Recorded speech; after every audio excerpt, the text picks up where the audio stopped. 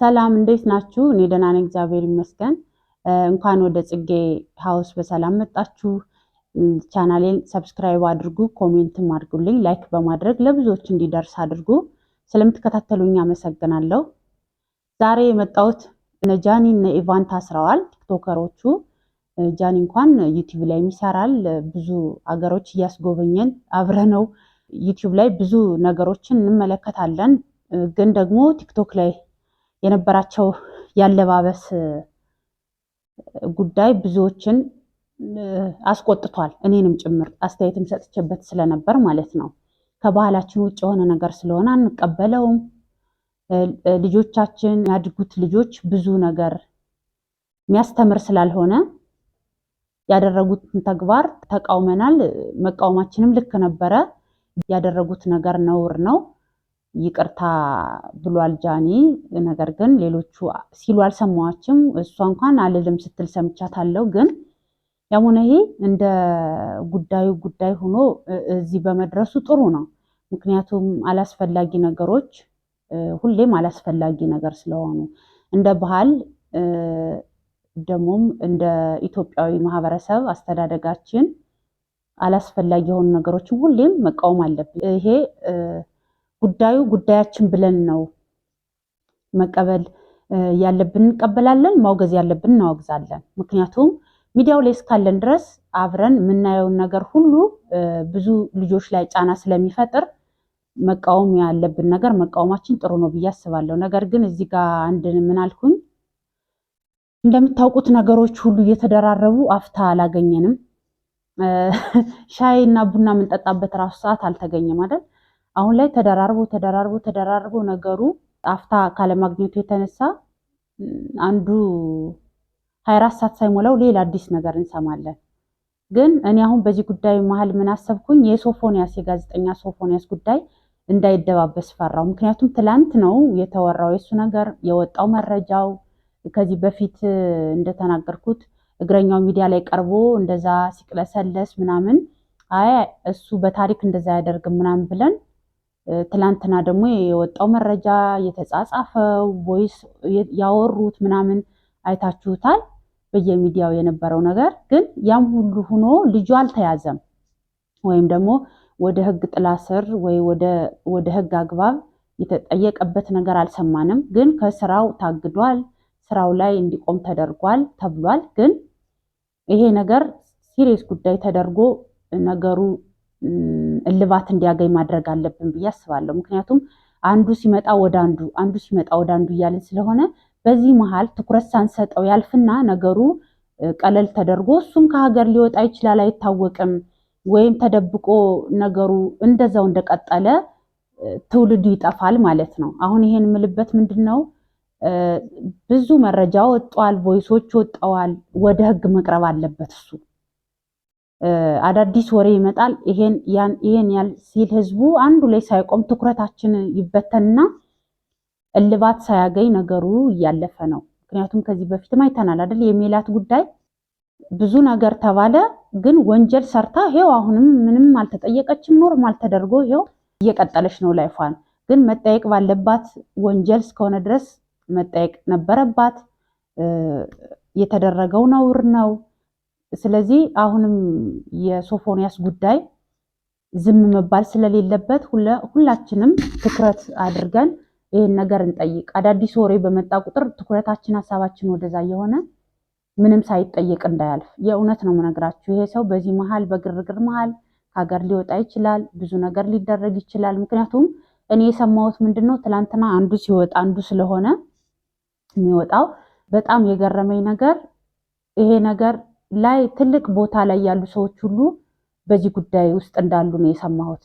ይሄ ወንድ ከወንድ ሴት ከሴት የሚለው ጉዳይ ላይ ትልቅ ታዋቂ አርቲስቶች፣ ታዋቂ ትልልቅ ቦታ ላይ የተቀመጡ ሰዎች ራሱ በዚህ ጉዳይ ላይ እንዳሉበት ሰምተናልና አሁን ይሄ ነገር ተደባብሶ እልባት ሳያገኝ ነገሩ ስር ሰዶ ውስጡን እየተቃጠለ ለልጆችም ለሀገርም አጥፊ ነገር ስለሆነ ይሄ ነገር አሁንም ቸል እንዳይባል ሁላችንም ልንቃወመውና ልናወግዘው የሚገባ ነገር ስለሆነ ትኩረት እንስጠው ማለት እፈልጋለሁ። ምክንያቱም አሁን የነ ጃኒ የነ ኢቫን ጉዳይም ትኩረት ሊሰጠው አይገባም ለማለት አይደለም። ነገር ግን በጣም አስፈሪ አስቀያሚ ጉዳይም የባሰ ነገሩ ስለሆነ እዛ ላይ ፎከስ ብናደርግ በዚህ ነገር ሌላ ጉዳይ አዳዲስ ርዕስ እየመጣ ነገሩ ወሬው እንዲቆም ሰው እንዳይጠይቅ ሊደረግ ሊሆን ይችላል ብዬ አስባለሁ። ምክንያቱም የጋዜጠኛ ሶፎንያስ ጉዳይ 24 ሰዓት አልሞላውም። ከ24 ሰዓት ባልሞላ ጉዳይ አሁን የነዚህ ልጆች አዲስ ርዕስ ሆኖ እንደገና እንዳዲስ ሲመጣ ሰው ሀሳቡን መሰብሰብ ያቅተውና ጥያቄውን ሳይጠይቅ ነገሮች ያልፋሉ። ስለዚህ ይህን ጉዳይ ልክ እነ ኢቫን ስናደርገው የነበረው ጫና ይሄ ያደረጉት ያለባበስ ነውራቸው እንደተቃወምነው ሁሉ ይሄን ነገርም ዝም ማለት የለብንም።